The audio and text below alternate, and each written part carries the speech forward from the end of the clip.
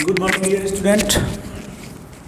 Lecture 23 chemical bonding के, इसके अंदर हम पढ़ने वाले हैं बॉन्ड पैरामीटर्स। चलिए, आज का हमारा लेक्चर है 23। इसमें हम कुछ बात कर लेते हैं बॉन्ड पैरामीटर पे। लेक्चर 23 के अंदर हम पढ़ेंगे bond parameter. What you know about bond parameters. Bond parameters, इसके अंदर हम कुछ इंपॉर्टेंट बातें जानेंगे। बॉन्ड पैरामीटर्स में कौन कौन से बॉन्ड पैरामीटर्स होते हैं देख लेते हैं एक नज़र में। सबसे पहले हम बात करेंगे बॉन्ड लेंथ, उसके बाद बॉन्ड एंगल, उसके बाद बॉन्ड एनर्जी। ये सब बॉन्ड पैरामीटर्स के अंदर पढ़ेंगे। तो बॉन्ड पैरामीटर कौन कौन से होते हैं देखना। First of all bond length, थोड़ा थियोरेटिकल बात है बच्चों, ध्यान देना। बॉन्ड लेंथ क्या होती है, सेकंड बार आपके साथ करने वाला हूँ मैं आज के इस लेक्चर में। बॉन्ड लेंथ के बाद बॉन्ड एंगल वो पढ़ेंगे, बॉन्ड एंगल। थर्ड बात आपके साथ करूँगा बच्चों में बॉन्ड लेंथ, बॉन्ड एंगल, और उसके बाद तीसरे नंबर पे हम पढ़ने वाले वो है bond energy. Bond energy, bond energy. तो स्टूडेंट ये तीन प्रकार के बॉन्ड पैरामीटर है, bond length, bond angle, bond energy. और बॉन्ड ऑर्डर तो आपने पढ़ा ही है, number of bond between the molecules, between the atom in A molecules. Molecule के अंदर जो एटम होते हैं, उन एटम के बीच में जो बॉन्ड होता है उसको बॉन्ड ऑर्डर कहते हैं। आपने एमओटी के अकॉर्डिंग टू बॉन्ड ऑर्डर निकालना पिछले लेक्चर में सीखा है, तो वो बॉन्ड ऑर्डर पैरामीटर के अंदर ही आता है, लेकिन उसके बारे में आप जानते हो, उसको हम नहीं लेंगे। हम बात करेंगे बॉन्ड लेंथ की, बॉन्ड एंगल की और बॉन्ड एनर्जी की। इसको हम थोड़ा डिटेल में अब आपको समझा देते हैं बच्चों कि किस तरह से बॉन्ड एंगल काम करता है, बॉन्ड लेंथ काम करती है। बॉन्ड लेंथ क्या होती है, तो सबसे पहले बॉन्ड लेंथ की डिस्टेंस आप लिखिए। The average distance between the nucleus of two atoms is known as bond length. Average distance between nucleus of two atom, मान लो कि ये एक एटम है हाइड्रोजन का, इसका न्यूक्लियस और एटम, ये दूसरा एटम है हाइड्रोजन का, उसका न्यूक्लियस और एटम। इन दो न्यूक्लियस के बीच की एवरेज डिस्टेंस, यहाँ से यहाँ तक की एवरेज डिस्टेंस क्या कहलाएगी, बॉन्ड लेंथ कहलाएगी बच्चों। क्या कहलाएगी, बॉन्ड लेंथ। तो डेफिनेशन क्या आएगी, द एवरेज डिस्टेंस डेफिनेशन लिख लो आप बॉन्ड लेंथ की। The average distance between the nucleus of two atom, between the distance between nuclei of two atom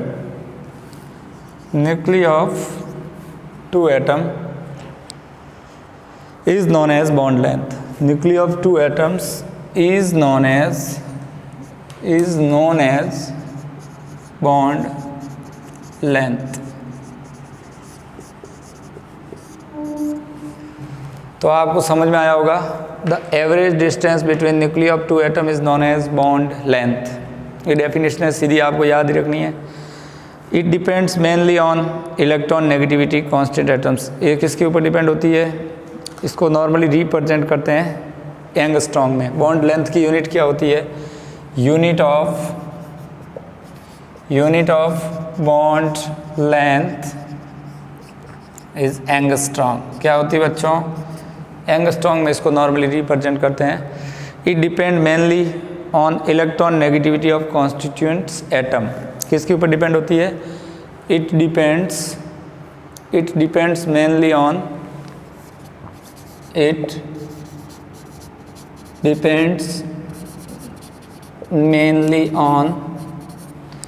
electron negativities of constituents atom, mainly on electron negativity of constituents atom।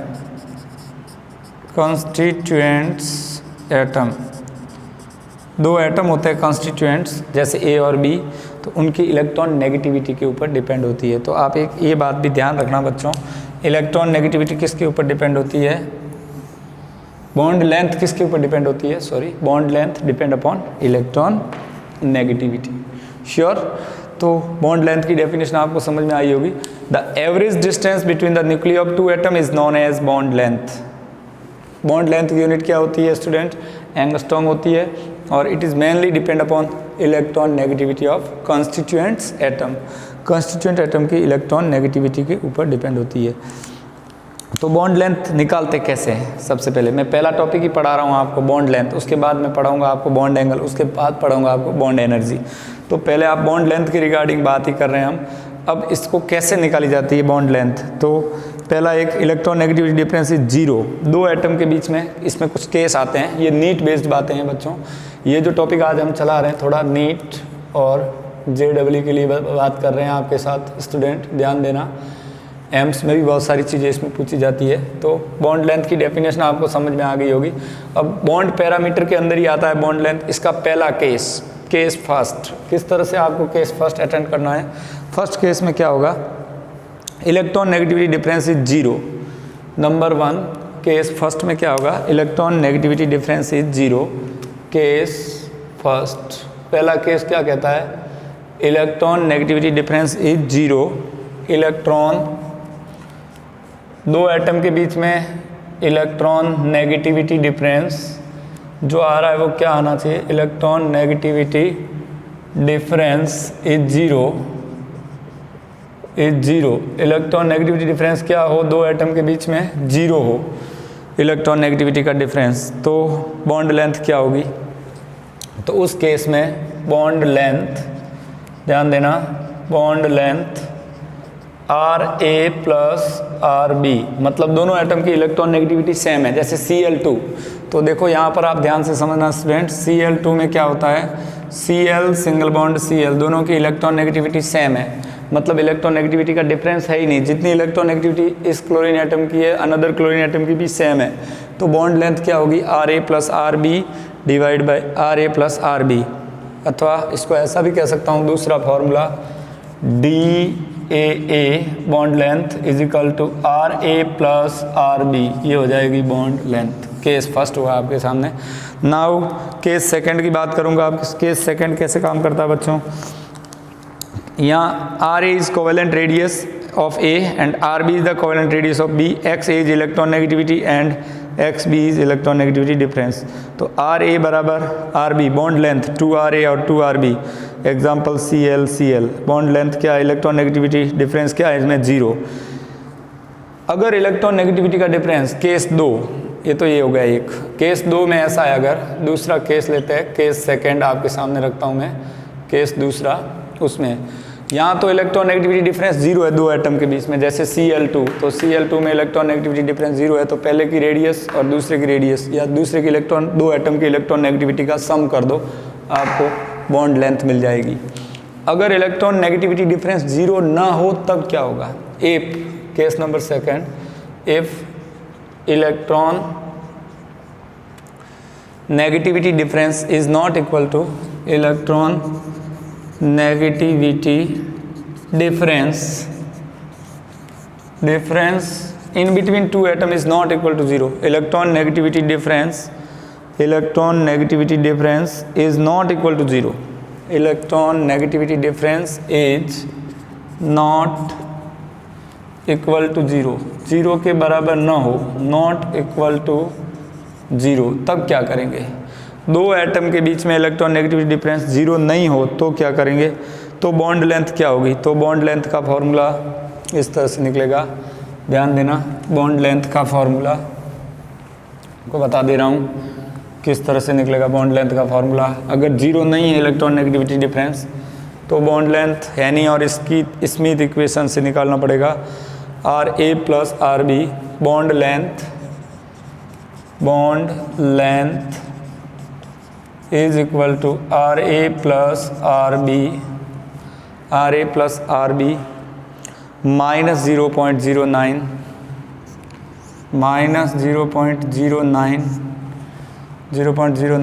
XA plus XB। ध्यान रखना बच्चों इस equation को, 0.09 XA और XB। एक zero है, 0.09 into XA plus XB। NCERT में ये इक्वेशन आपको नहीं मिलेगी बच्चों, बहुत काम की, आपके काम आएगी बच्चों बॉन्ड लेंथ निकालने की।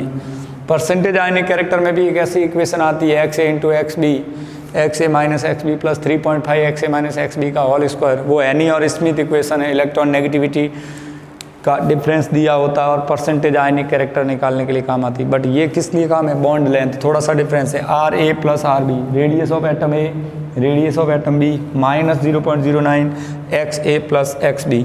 ये क्या है, XA plus XB, sorry XA minus XB आएगा, electron negativity difference. XA minus XB, XA and XB क्या है, XA minus XB is the electron negativity difference, where XA minus XB is electron negativity difference between two atoms, is electron negativity difference between two atoms, difference between two atoms, दो atom की electron negativity का difference है। तो ये आपको ध्यान देना है बच्चों, यहाँ पर इलेक्ट्रॉन नेगेटिविटी डिफरेंस के बेस पे आपको सारी प्रॉब्लम सॉल्व करनी है। देखो अब factor affecting the electron negativity, ये क्वेश्चन को थोड़ा अच्छे से देखना। बॉन्ड लेंथ निकालने की इक्वेशन है RA plus RB minus 0.09 XA minus XB। What is XA minus XB, electron negativity difference है कोई दो एटम के बीच में, और इससे बॉन्ड लेंथ निकल जाएगी। तो ये केस फर्स्ट था आपका, ये केस सेकंड है। This is the case first and this is the case second. Is that clear? Now factor affecting the bond length, bond length को अफेक्टेड करने वाले फैक्टर, इसको मैं रब करता हूँ फिर जाता हूँ सीधे टॉपिक पे। Factor affecting the bond length, कौन कौन से फैक्टर है जो बॉन्ड लेंथ को अफेक्टेड करते हैं। तो बॉन्ड लेंथ की डेफिनेशन आपको समझ में आ गई होगी बच्चों। What is definition, average distance between the nucleus of two atom is known as bond length. दो एटम के बीच में इलेक्ट्रॉन नेगेटिविटी का डिफरेंस ना हो तब बॉन्ड लेंथ क्या होगी, bond length DAA is equal to RA plus RB। दोनों एटम का सम कर दो, इलेक्ट्रॉन नेगेटिविटी डिफरेंस ना हो तब। अगर इलेक्ट्रॉन नेगेटिविटी का डिफरेंस हो तब बॉन्ड लेंथ क्या होगी, तब बॉन्ड लेंथ का फॉर्मूला बताया RA plus RB minus 0.09 XA minus XB। What is XA minus XB, दो एटम की इलेक्ट्रॉन नेगेटिविटी का डिफरेंस होता है। तो यहाँ तक की ये कहानी ख़त्म हो गई। यहाँ के आगे बढ़ रहा हूँ मैं बच्चों नेक्स्ट टॉपिक की तरफ। चलिए इसको क्लियर कर लेते हैं हम, क्या है ये कॉन्सेप्ट हमारा। देखिए next, factor affecting the bond length, bond length को अफेक्टेड करने वाले फैक्टर। देखना इधर, factor affecting the bond length. Bond length को कौन कौन से फैक्टर अफेक्टेड करते हैं। बॉन्ड लेंथ को हम किस में मेजर करते हैं, एंगस्ट्रॉम में मेजर करते हैं। कौन कौन से फैक्टर है, पहला इलेक्ट्रॉन नेगेटिविटी, नंबर ए। कौन कौन से फैक्टर होते हैं, नंबर फर्स्ट इलेक्ट्रॉन नेगेटिविटी। किस तरह से अफेक्टेड करता है इलेक्ट्रॉन नेगेटिविटी, स्टूडेंट ध्यान देना। इलेक्ट्रॉन नेगेटिविटी ज़्यादा है तो बॉन्ड लेंथ क्या होगी, कम होगी। तो आप कह सकते हो electron negativity bond length is inversely proportional to bond length is inversely proportional to 1 upon electron negativity. That's all. कहानी यहाँ पर ख़त्म हो गई कि जिसकी इलेक्ट्रॉन नेगेटिविटी डिफरेंस ज़्यादा है तो बॉन्ड लेंथ क्या आएगी, कम आएगी। बच्चों ध्यान रख लेना ये बात, जिसका इलेक्ट्रॉन नेगेटिविटी डिफरेंस ज़्यादा है तो बॉन्ड लेंथ क्या आएगी, कम आएगी। बी, जबकि बॉन्ड एनर्जी होती है वो डायरेक्टली प्रोपोर्शनल होती है। तो इलेक्ट्रॉन नेगेटिविटी डिफरेंस, जैसे देखो HF इलेक्ट्रॉन नेगेटिविटी का डिफरेंस ज़्यादा है, फिर HCl इन दोनों के बीच, फिर HBr and then HI। Question को ध्यान से समझना, हाइड्रोजन और फ्लोरीन के बीच में इलेक्ट्रॉन नेगेटिविटी का डिफरेंस ज़्यादा है क्योंकि पूरी पीरियोडिक टेबल में सबसे ज़्यादा इलेक्ट्रॉन नेगेटिविटी हुआ करती है फ्लोरीन की 4.0, तो 4.0 और हाइड्रोजन की 1 पॉइंट समथिंग होती, तो इसका डिफरेंस ज़्यादा आएगा। डिफरेंस ज़्यादा, इलेक्ट्रॉन नेगेटिविटी डिफरेंस ज़्यादा तो बॉन्ड लेंथ कम, तो इसकी बॉन्ड लेंथ सबसे कम होगी। तो HF is less than HCl is less than HBr is less than HI। तो HI की बॉन्ड लेंथ सबसे ज़्यादा आएगी, उसके बाद HBr की बॉन्ड लेंथ उससे कम, HCl की उससे कम, HF की सबसे कम। बॉन्ड लेंथ सबसे कम क्यों आई? क्योंकि इलेक्ट्रॉन नेगेटिविटी इसकी ज़्यादा है, इलेक्ट्रॉन नेगेटिविटी डिफरेंस ज़्यादा है। तो इन दोनों का इन्वर्स रिलेशन है, समझ जाना, एक अच्छा प्रॉब्लम है ये बच्चों। इसको कहते हैं, नेक्स्ट आपको आगे बढ़ना है, इलेक्ट्रॉन नेगेटिविटी डिफरेंस क्या बता, बॉन्ड ऑर्डर और नंबर ऑफ बॉन्ड्स। दूसरा फैक्टर होगा वो होगा बॉन्ड ऑर्डर। आपको पता हुआ है बॉन्ड ऑर्डर किसको कहते हैं? Number of bond between the molecules. Bond order जितना ज़्यादा होगा, मतलब bond order means number of bond. जैसे नाइट्रोजन की बॉन्ड ऑर्डर कितनी होती है? 3 होती है, क्योंकि नाइट्रोजन के बीच में 3 बॉन्ड है। ऑक्सीजन के बॉन्ड में 2 बॉन्ड है तो बॉन्ड ऑर्डर 2 हुई। बोरॉन के बीच में सिंगल बॉन्ड है तो बॉन्ड ऑर्डर 1 हुई। तो बॉन्ड ऑर्डर निकालने का फॉर्मूला भी हमने MOT में पढ़ा था, MOT मॉलिकुलर ऑर्बिट थ्योरी अभी हमने खत्म की है, होंड और मूलिकन की थ्योरी, ½ NB - NA, उससे बॉन्ड ऑर्डर निकाला था। तो बॉन्ड ऑर्डर ज़्यादा होगी तो बॉन्ड लेंथ क्या होगी बच्चों? बॉन्ड लेंथ कम होगी। तो ये भी एक बहुत इंपॉर्टेंट फैक्टर है। Bond order is inversely proportional to 1/, bond length. यहाँ से क्वेश्चन बनते हैं बच्चों नीट में, लेकिन याद नहीं रहता बच्चों को ये इन्वर्सन रिलेशन का। जिसकी बॉन्ड ऑर्डर ज़्यादा है उसकी बॉन्ड लेंथ कम होगी। अब मान लो कि नाइट्रोजन की बॉन्ड ऑर्डर कितनी है? 3 है। फिर ऑक्सीजन की बॉन्ड ऑर्डर क्या है? 2 है। और फ्लोरीन की बॉन्ड ऑर्डर क्या है? 1 है। तो आपको बॉन्ड ऑर्डर ज़्यादा है जिसकी, उसकी बॉन्ड लेंथ कम होगी। तो सबसे कम बॉन्ड लेंथ होगी वो होगी इसकी, फिर बॉन्ड लेंथ इसकी, सबसे ज़्यादा बॉन्ड लेंथ इसकी। तो आपको पूछा कि N2O2 और F2 में बॉन्ड लेंथ का ऑर्डर बताओ, तो आप कहोगे F2 की बॉन्ड लेंथ सबसे ज़्यादा, O2 की उससे कम, N2 की सबसे कम। क्यों कम हुई? क्योंकि इसकी बॉन्ड ऑर्डर 3 है, बॉन्ड ऑर्डर ज़्यादा है तो बॉन्ड लेंथ कम होगी। This is the very important relation student, दिमाग में बिठा लेना। बॉन्ड ऑर्डर ज़्यादा, बॉन्ड लेंथ कम। इलेक्ट्रॉन नेगेटिविटी डिफरेंस ज़्यादा, बॉन्ड लेंथ कम। इन दोनों का ये इन्वर्स रिलेशन दोनों याद रखना। इस तरह के बहुत सारे फैक्टर्स हुआ करते हैं जो बॉन्ड लेंथ को अफेक्टेड करते हैं। बॉन्ड लेंथ निकालने के लिए भी बताइए आपको दोनों केस, इलेक्ट्रॉन नेगेटिविटी डिफरेंस न हो और 2 एटम के बीच में जिनमें बॉन्ड बनता है उसमें इलेक्ट्रॉन नेगेटिविटी डिफरेंस हो, तो किस तरह से बॉन्ड लेंथ फाइंड आउट की जाती है। बोर्ड में NCERT में ऐसी बातें नहीं है बॉन्ड लेंथ फाइंड आउट करने की, दोनों फार्मूलाज जो हमने आपको बताया ध्यान देना। कई बार क्वेश्चंस आते हैं यहाँ से, नीट में काफ़ी क्वेश्चन लॉजिक के ऊपर आते हैं, तो कुछ चीज़ों को आपको सीखना पड़ेगा JEE नीट लेवल से। खाली NCERT पढ़ लो अच्छी बात है, सब लोग कहते हैं कि NCERT। भाई सिलेबस तो NCERT से ही क्रिएट हुआ है, पर उसके अंदर डीपली कॉन्सेप्ट तो आपको मालूम होना ही चाहिए। खाली NCERT पूरी लाइन टू लाइन घोख ली और काम हो जाएगा, कभी नहीं होगा। तो आपको कॉन्सेप्ट तो सीखने पड़ेंगे, मस्ट कंपल्सरी बच्चों। NCERT घोख के बोर्ड में अच्छे मार्क्स ला सकते हो, लेकिन चीज़ों को समझना तो पड़ेगा, रट्टा सिस्टम नहीं चलेगा। चलिए, तीसरा फैक्टर है जो बॉन्ड लेंथ को अफेक्टेड कर रहा है, उसके बारे में हम जान लेते हैं अभी थोड़े टाइम में। बॉन्ड लेंथ को अफेक्टेड करने वाला factor number 3rd। What is factor number 3rd? Here we can take illustration. Bond length के अलावा एक और क्वेश्चन लेते हैं, कार्बन सिंगल बॉन्ड की बॉन्ड लेंथ। जैसे यहाँ कार्बन में तीनों तरह के सिंगल बॉन्ड भी होता है, कार्बन के बीच में डबल बॉन्ड भी होता है, कार्बन के बीच में ट्रिपल बॉन्ड भी होता है। आप जानते होंगे कार्बन सिंगल बॉन्ड की बॉन्ड लेंथ होती है 1.54 एंगस्ट्रॉम। बहुत काम की चीज़ें बच्चों, ध्यान रखना, ऑर्गेनिक में भी काम लगेगी। कार्बन डबल बॉन्ड की बॉन्ड लेंथ होती है 1.34 एंगस्ट्रॉम, 1.34 एंगस्ट्रॉम। और कार्बन ट्रिपल बॉन्ड की बॉन्ड लेंथ हुआ करती है 1.20 एंगस्ट्रॉम, 1.20 एंगस्ट्रॉम। तो ये 3 बॉन्ड लेंथ आपको दी है।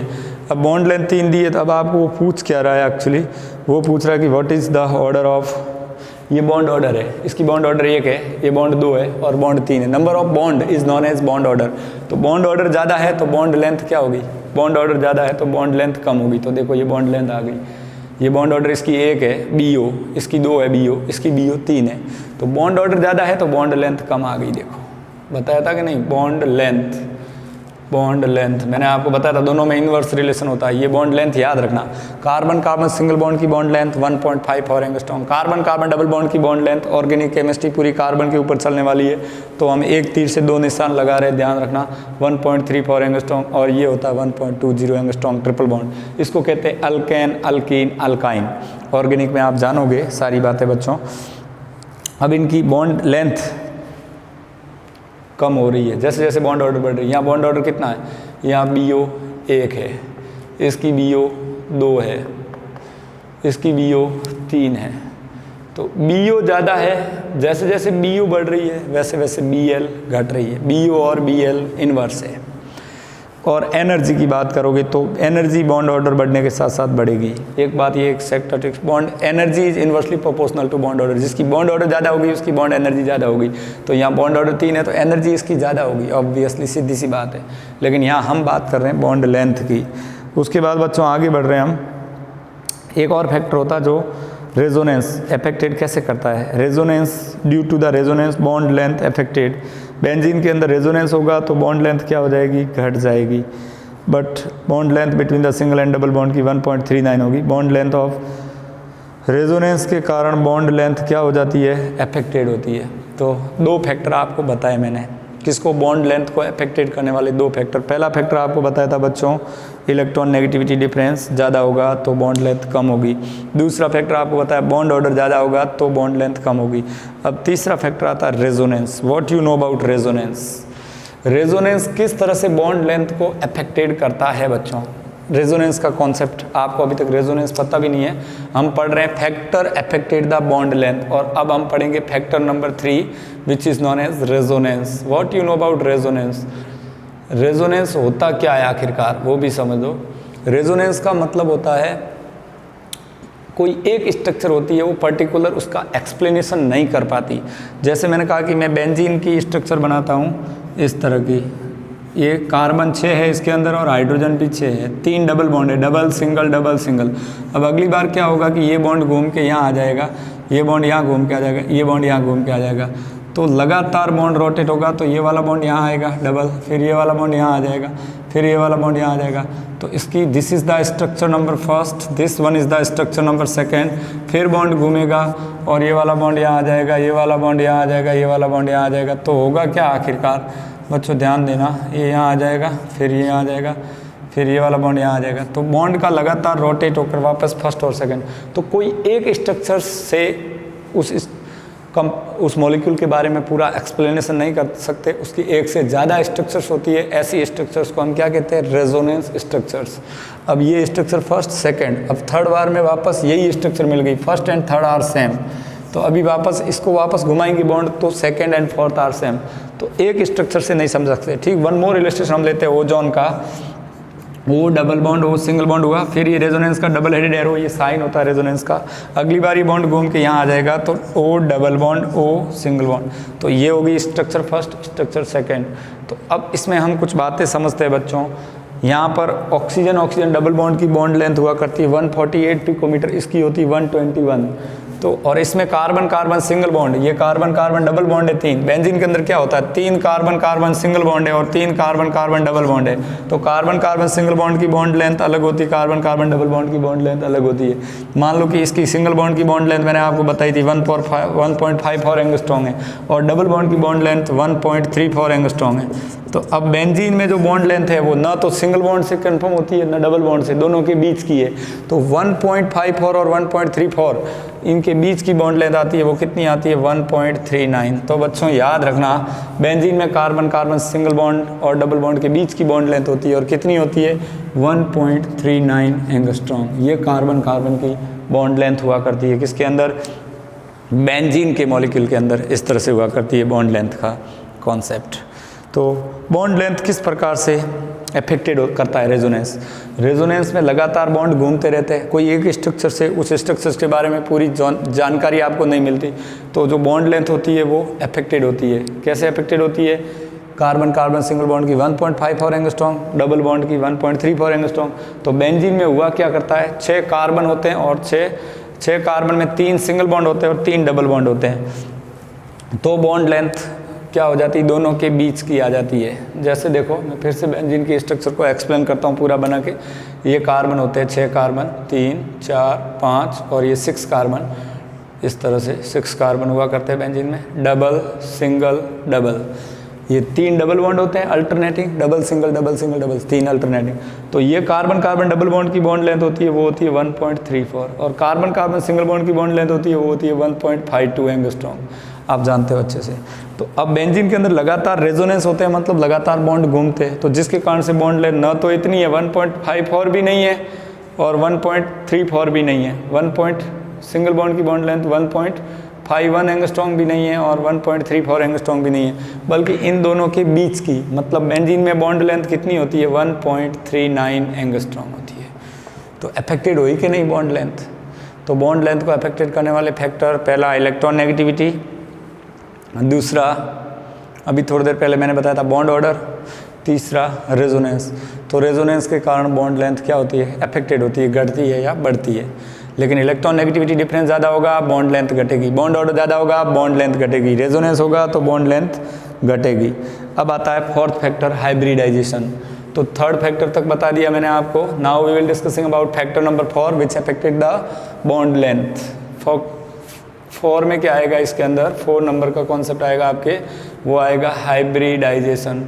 बच्चों हाइब्रिडाइजेशन के बारे में आप जानते हो अच्छे से, मैंने आपको बहुत बार सिखा दिया है हाइब्रिडाइजेशन का कॉन्सेप्ट। क्या होता है हाइब्रिडाइजेशन? जिसमें हाइब्रिडाइजेशन मतलब mixing of orbitals. Organic chemistry में हाइब्रिडाइजेशन 3 प्रकार का होता है, sp, sp2 एंड sp3। तो hybridisation is inversely proportional to 1/s character. s character ज़्यादा होगा तो हाइब्रिडाइजेशन किस तरह से बॉन्ड लेंथ को एक्सप्लेन करेगा हाइब्रिडाइजेशन का कॉन्सेप्ट में। सॉरी, एक मिनट के लिए इसको इस तरह से समझते हैं। Mixing of orbital is known as hybridisation, और bond length is inversely proportional to 1/, hybridisation 1/s character, sorry s character. मैंने हाइब्रिडाइजेशन पढ़ाते समय आपको s कैरेक्टर बताया था। Bond length is inversely proportional to 1/s character. Bond length is inversely proportional to 1/s character. जहाँ s character ज़्यादा होगा तो बॉन्ड लेंथ क्या आएगी, कम आएगी। जैसे देखो बच्चों, कहीं sp हाइब्रिडाइजेशन है तो s कैरेक्टर कितना है, 50% s कैरेक्टर और 50% p कैरेक्टर है। कहीं sp2 हाइब्रिडाइजेशन है तो s कैरेक्टर 33.33% है और p कैरेक्टर 66.66% है। और sp3 हाइब्रिडाइजेशन है तो s कैरेक्टर 25% है और p कैरेक्टर 75% है। तो इन चीज़ों को आप समझिए थोड़ा। s कैरेक्टर ज़्यादा तो बॉन्ड लेंथ कम। तो इन तीनों में जहाँ हाइब्रिडाइजेशन से आप बॉन्ड लेंथ का पता लगा सकते हो। देखिए आप, s कैरेक्टर ज़्यादा आएगा तो बॉन्ड लेंथ कम आएगी। तो s कैरेक्टर सबसे ज़्यादा किस में है, sp में। अब आपको एक कंपाउंड देता हूँ मैं, सपोज करो, क्वेश्चंस लगाते हैं इसके ऊपर। आप ऐसा पता करिए, आपको हाइब्रिडाइजेशन निकालना तो आता ही होगा। यहाँ कार्बन कार्बन ट्रिपल बॉन्ड है तो कौन सा हाइब्रिडाइजेशन होगा, sp हाइब्रिडाइजेशन में s कैरेक्टर कितना होगा, 50% s कैरेक्टर होगा। फिर मैंने ये लिया CH2 डबल बॉन्ड CH2, इसको कहते हैं इथाइन, इसको कहते हैं इथीन। तो इसमें s कैरेक्टर कितना आएगा, sp2 हाइब्रिडाइजेशन है तो s कैरेक्टर कितना आएगा, 33.33%।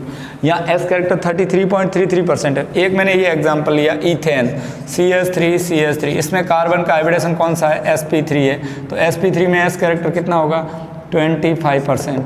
तो अब देखो s कैरेक्टर ज़्यादा तो बॉन्ड लेंथ कम। तो बॉन्ड लेंथ किसकी ज़्यादा होगी, इसकी ज़्यादा आ गई, फिर इसकी इससे कम आ गई।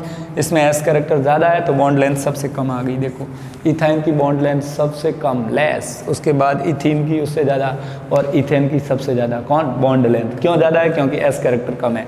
s कैरेक्टर कम, बॉन्ड लेंथ ज़्यादा, because the relation is this, inverse relation. दिमाग में बैठी होगी बात बच्चों, थोड़ा दिमाग स्टेबल रखना। बहुत सारी चीज़ें हुआ करती है स्टूडेंट। तो एक तो ये कॉन्सेप्ट हुआ। तो यहाँ पर आपको समझ में आया होगा, कोई दो एटम के बीच में अगर sp3 हाइब्रिडाइजेशन है तो s कैरेक्टर 25% है। s कैरेक्टर कम है तो बॉन्ड लेंथ ज़्यादा है। फिर कहीं sp हाइब्रिडाइजेशन है तो s कैरेक्टर 50% है, मतलब s कैरेक्टर बढ़ गया। s कैरेक्टर बढ़ गया तो बॉन्ड लेंथ सबसे कम हो जाएगी। तो आपको कुछ बातें जाननी है कि सबसे ज़्यादा बॉन्ड लेंथ कहाँ होती है। ये बहुत काम की बात है एंट्रेंस के व्यू से। एंट्रेंस का टॉपिक ही है, थोड़ा याद रखना पड़ेगा आपको। NCERT में नहीं है लेकिन बहुत हेल्पफुल होगा बच्चों, बहुत मतलब हद से ज़्यादा। अगर ईथेन है, सपोज करो कि ethane carbon carbon single bond है ऐसा, CH3 तो यहाँ दोनों कार्बन का हाइब्रिडाइजेशन कौन सा हुआ, sp3। हाइब्रिडाइजेशन निकालना आता है ऑर्गेनिक कंपाउंड के अंदर, हाइब्रिडाइजेशन का ट्रिक्स भी बताया हुआ है। 4 सिग्मा बॉन्ड है तो sp3, 4 सिग्मा 0 पाई, 3 सिग्मा है तो sp2 और 2 सिग्मा है तो sp। आपको आगे भी मैंने ये सारी बातें बताई थी बच्चों, ट्रिक्स बताए हैं पूरे, मैंने आपको फिर से देख लेना। ये ट्रिक्स के अंदर आप अच्छे से सीख देना। 4 sigma sp3, 3 sigma sp2, 2 sigma sp, 4 sigma और 0 पाई तो ये आएगा sp3। और 3 सिग्मा 1 पाई तो sp2 और 2 सिग्मा 2 पाई तो sp। ये साथ में हाइब्रिडेशन का कॉन्सेप्ट है। तो sp3 हाइब्रिडेशन होगा तो बॉन्ड लेंथ कितनी होगी बच्चों, याद रखना, यहाँ पर लिखा दे रहा हूँ आपको, बॉन्ड लेंथ देख लेना। मैं इतनी डिटेल में बात कर रहा हूँ बॉन्ड लेंथ के अंदर, बुक में डेफिनेशन लिख ली, याद हो गया, काम खत्म। डेफिनेशन से काम नहीं चलेगा, बहुत सारी चीज़ें। अगर sp3 हाइब्रिडेशन है तो s कैरेक्टर 25% है, तो बॉन्ड लेंथ कितनी आएगी, इसकी बॉन्ड लेंथ आ जाएगी 1.54 एंगस्ट्रॉम, याद रखना 1.54 एंगस्ट्रॉम। दूसरा एग्जांपल ले रहा हूँ बच्चों एक और। सपोज करो कि एक जगह sp3 और दूसरी जगह sp2 हाइब्रिडेशन है। एक जगह sp3, ऐसा करो, एक जगह हाइब्रिडेशन है sp3 और दूसरी जगह हाइब्रिडेशन है sp2। अब बच्चा कहेगा सर कैसे, तो ये जो कार्बन होगा वो कार्बन अनदर 3 हाइड्रोजन से जुड़ा होगा, सिंगल बॉन्डेड है, लेकिन अगला कार्बन होगा वो डबल बॉन्डेड होगा। तो ये डबल बॉन्डेड होगा कार्बन, तो यहाँ पर हाइब्रिडेशन कौन सा आ जाएगा, इस कार्बन का तो sp3 है और इस कार्बन का हाइब्रिडेशन sp2 है। तब बॉन्ड लेंथ कितनी हो जाएगी, तो उस कंडीशन में बॉन्ड लेंथ आ जाएगी 1.51 एंगस्ट्रॉम। कितनी आ जाएगी, 1.51 एंगस्ट्रॉम। आपको समझ में आया, देखो तो s कैरेक्टर यहाँ पर क्या हुआ, यहाँ s कैरेक्टर कितने थे, यहाँ s कैरेक्टर 25 थे, यहाँ s कैरेक्टर क्या हुआ, बढ़ गया। s कैरेक्टर बढ़ गया तो बॉन्ड लेंथ घट गई, इन्वर्स का रिलेशन। समझ में आ रहा होगा आपको बात। तीसरा कोई हाइब्रिडेशन ऐसा कि sp3 और sp, तो आप इनको याद रख लेना। तीसरा कोई ऐसा एग्जांपल है कहीं sp3 हाइब्रिडेशन है और दूसरे कार्बन का sp हाइब्रिडेशन है, तो बॉन्ड लेंथ और कम आ जाएगी। कितनी आ जाएगी, और कम, मतलब 1.47 एंगस्ट्रॉम। देखो आप ध्यान से समझना बेटा। अब ये तो पहला केस था हाइब्रिडेशन के कॉन्सेप्ट में। दूसरा केस है ये हाइब्रिडेशन के रेफरेंस में। तीसरा केस है, हम फोर्थ केस और ले रहे हैं बच्चों। अगर कहीं इस तरह से है हाइब्रिडेशन, sp3 के बाद में आ रहा है sp2 है हाइब्रिडाइजेशन, ये तो हुआ। फोर्थ केस ले रहा हूँ, ध्यान देना, आपको आ जाएगा समझ में। फोर्थ कॉन्सेप्ट है हाइब्रिडाइजेशन, अगर sp2 है एक कार्बन का और दूसरे कार्बन का भी sp2 है, मतलब s कैरेक्टर कितना होगा, s कैरेक्टर इसमें 33.33 और दोनों में 33.33 है, तो बॉन्ड लेंथ कितनी हो जाएगी, फिर घट के कम आ जाएगी, 1.46 एंगस्ट्रॉम आ जाएगी। तब बॉन्ड लेंथ और कम हो जाएगी, कितनी आ जाएगी, 1.46 एंगस्ट्रॉम।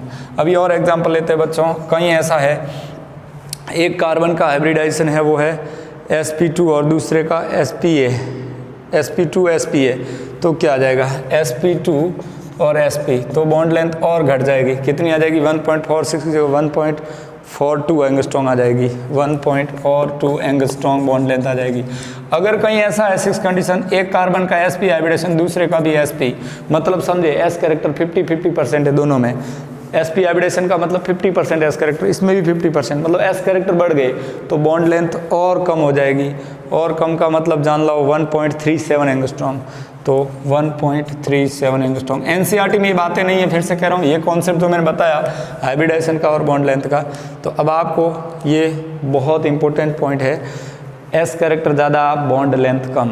अब इसको आप ऐसे भी याद रख सकते हो, सबसे ज़्यादा बॉन्ड लेंथ किस में आएगी, सबसे ज़्यादा बॉन्ड लेंथ अगर एस कैरेक्टर कम होंगे तो आप इसका एक ही ट्रिक्स याद रखना, सबसे ज़्यादा sp3 हाइब्रिडाइजेशन में बॉन्ड लेंथ सबसे ज़्यादा आएगी 1.54, फिर sp2 में उससे कम आएगी, ये ग्रेटर का साइन है, उससे कम ये, फिर उसके बाद आएगा sp3s, फिर sp3 और sp में और कम आएगी, उसके बाद sp2 में आएगी, किस में, sp2 के अंदर आएगी, उसके बाद sp2 आएगा, sp2 में आएगा, उसके बाद sp2 के बाद sp में आएगी bond length. This is the order of bond length, ये बॉन्ड लेंथ का ऑर्डर है, ज़्यादा फिर कम फिर कम फिर कम फिर कम और सबसे कम।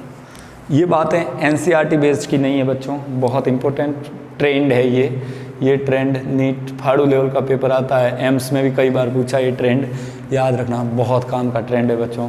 एनसीईआरटी में कोई आपको ट्रेंड नहीं बताएगा।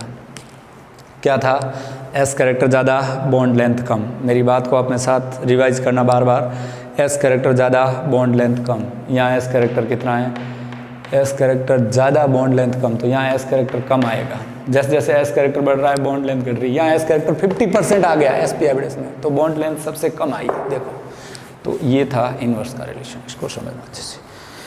तो बॉन्ड लेंथ का कॉन्सेप्ट बच्चों आज तक हमने ख़त्म कर दिया है। बॉन्ड पैरामीटर में बॉन्ड लेंथ को अच्छे से समझाया है मैंने, कोशिश की है आप दिमाग में सेट करना ये डेटा।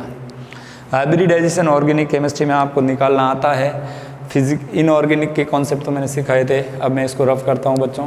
2 मिनट में आपको और हाइब्रिडाइजेशन का बात बता दे रहा हूँ जाते जाते, ताकि आपको क्लियरिफिकेशन हो जाए कि ऑर्गेनिक केमिस्ट्री में हाइब्रिडाइजेशन कैसे निकाला जाता है। कुछ कॉन्सेप्ट को हम क्लियर कराने की कोशिश करेंगे। आज हमने एक ही बॉन्ड पैरामीटर पढ़ा है, कौन सा? बॉन्ड लेंथ, और उसी के अंदर मैं अब सिखाने वाला हूँ आपको हाइब्रिडाइजेशन इन ऑर्गेनिक कंपाउंड। हम पढ़ रहे थे बॉन्ड पैरामीटर, और बॉन्ड पैरामीटर का पूरा कॉन्सेप्ट मैंने सिखाया है आपको बच्चों, और उसी के अंदर एक एक्स्ट्रा टॉपिक में जा रहा हूँ। क्या एक्स्ट्रा टॉपिक है बच्चों? इसी के अंदर आज हम पढ़े थे बॉन्ड पैरामीटर में बॉन्ड लेंथ पढ़ लिए हैं, लेकिन उसको अफेक्टेड करने वाले फैक्टर भी पढ़ लिए हैं, लेकिन एक एक्स्ट्रा टॉपिक जा रहे हैं hybridisation in organic compound. Hybridisation of carbon in organic compound, OC क्या होता है? Organic compound. उसमें 3 तरह का हाइब्रिडाइजेशन होता है। एक होता है sp3, दूसरा होता है sp2 और तीसरा होता है sp। बच्चों ध्यान रखना 3 ही प्रकार का होता है। अगर सिग्मा बॉन्ड के हिसाब से याद रखना है, सिंगल बॉन्ड में सभी सिग्मा बनते हैं, डबल बॉन्ड में 1 सिग्मा और 1 पाई बनता है, और ट्रिपल बॉन्ड कहीं है तो 1 सिग्मा और 2 पाई बॉन्ड बनेंगे। ये आपको याद रखना है, इसमें सभी सिग्मा बनेंगे। अब इसका फॉर्मूला क्या है हाइब्रिडाइजेशन का? पहले भी मैंने आपको बताया है फॉर्मूला। 4 सिग्मा बॉन्ड है किसी भी कार्बन के पास तो sp3 हाइब्रिडेशन, 3 सिग्मा तो sp2, और 2 सिग्मा बनेगा तो sp।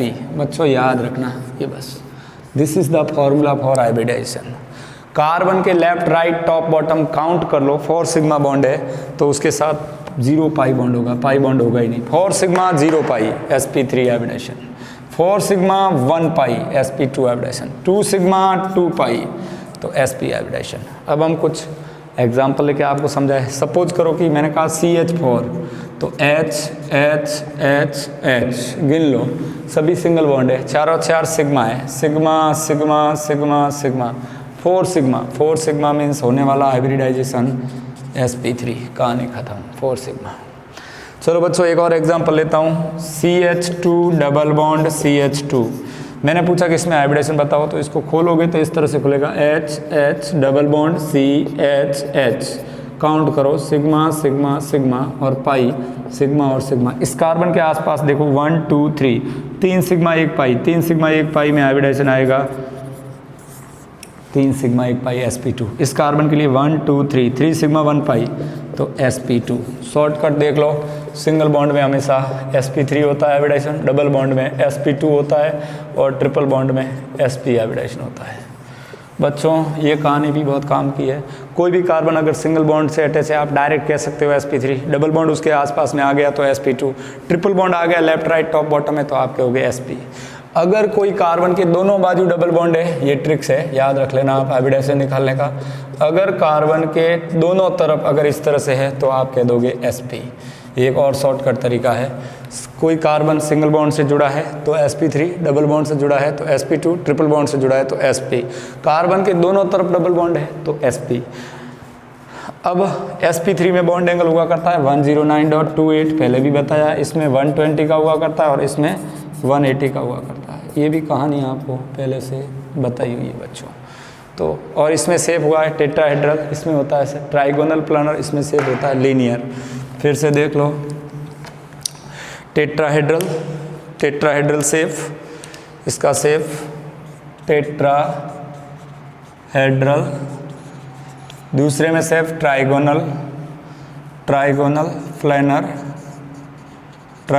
प्लेनर शेप, और तीसरे में शेप लीनियर।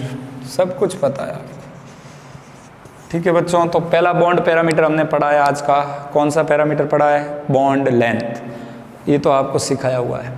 अब जाते जाते होमवर्क में आपको क्या करना है स्टूडेंट, कुछ होमवर्क भी आपको करके रखना है। क्या है होमवर्क में? क्वेश्चंस देखना आप ध्यान से। सिग्मा और पाई बॉन्ड की कैलकुलेशन भी आपको सिखाई हुई है, फिर भी एक बार देखना अच्छे से कैसे सिग्मा बॉन्ड और पाई बॉन्ड काउंट करते हैं पूरे मॉलिक्यूल में।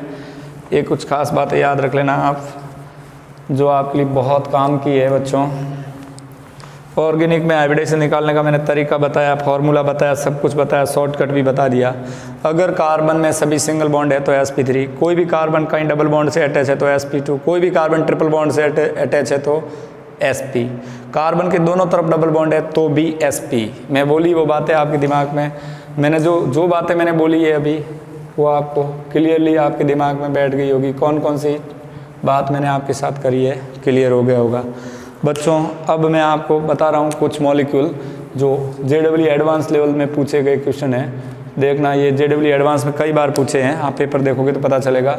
How many sigma and pi bond, calculate sigma and pi bond in following, sigma and pi bond and hybridization in following. Sigma bond count करना है, पाई बॉन्ड काउंट करना है और hybridisation count करना है।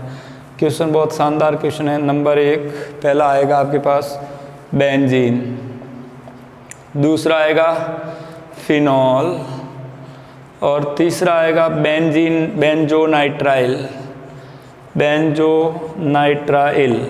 बच्चों ध्यान देना, बेंजीन क्या होता है, बेंजीन रिंग के ऊपर बेंजीन का फॉर्मूला, मॉलिक्यूलर फार्मूला होता है C6H6, फिनॉल का होता है C6H5OH, बेंजीन नाइट्राइल का होता है बेंजीन रिंग और ऊपर C ट्रिपल बॉन्ड N। आपको समझ में आया होगा। इसकी स्ट्रक्चर बनाता हूँ मैं बेंजीन की, तो वो इस तरह से होती है C6H6 डबल सिंगल डबल, ये बेंजीन की स्ट्रक्चर है। फिनॉल की स्ट्रक्चर इस तरह से होती है, बेंजीन रिंग के ऊपर डबल सिंगल डबल और एक OH। और बेंजोनाइट्राइल की स्ट्रक्चर इस तरह से होती है। इसका फॉर्मूला देखोगे तो ये होगा C6H5C ट्रिपल बॉन्ड N। अब इनके अंदर सिग्मा और पाई बॉन्ड की कैलकुलेशन करना, आप कर लोगे सिग्मा और पाई बॉन्ड की कैलकुलेशन, आपको पता चलेगा इसके अंदर 12 सिग्मा होते हैं और 3 पाई होता है बच्चों, याद रखना। इसके फिनॉल के अंदर 13 सिग्मा और 3 पाई होता है। इसके अंदर बेंजोनाइट्राइल के अंदर 13 सिग्मा एंड 5 पाई होता है। और हाइब्रिडाइजेशन ऑफ ईच कार्बन, इसमें हर एक कार्बन का हाइब्रिडाइजेशन होता है, वो होता है sp2 और इसमें भी sp2, याद रख लेना। बहुत काम की चीज़ है। जाते जाते मैंने जो बात बताई इस क्वेश्चन का सॉल्यूशन देख लेना। बेंजीन में 12 सिग्मा 3 पाई, फिनॉल में 13 सिग्मा 3 पाई और बेंजोनाइट्राइल के अंदर 13 सिग्मा और 5 पाई। एक बार काउंट करके देख लेना। हाइब्रिडाइजेशन ईच कार्बन का sp2 ही होता है। तो यहाँ तक की कहानी आपके दिमाग में बैठी होगी बच्चों। हमने पढ़ा है बॉन्ड लेंथ। बेंजीन में कार्बन की bond length 1.39 angstrom. Alkane carbon single bond की bond length 1.51 angstrom. Carbon double bond की बॉन्ड लेंथ 1.34 एंगस्ट्रॉन्ग और कार्बन ट्रिपल बॉन्ड की बॉन्ड लेंथ 1.20 एंगस्ट्रॉन्ग। तो आपको यहाँ तक पहुँचते पहुँचते बच्चों हाइब्रिडाइजेशन के कुछ कॉन्सेप्ट दिमाग में बैठे होंगे। Thanks for visit. कल मिलूंगा सेकेंड बॉन्ड पैरामीटर पे। सेकेंड बॉन्ड पैरामीटर आपको पढ़ाने वाला हूँ बॉन्ड एंगल और बॉन्ड एनर्जी। पहला बॉन्ड पैरामीटर मैंने आज ख़त्म किया है बॉन्ड लेंथ। अच्छे से आप इसको तैयार करना। थैंक्स, फिर मिलता हूँ।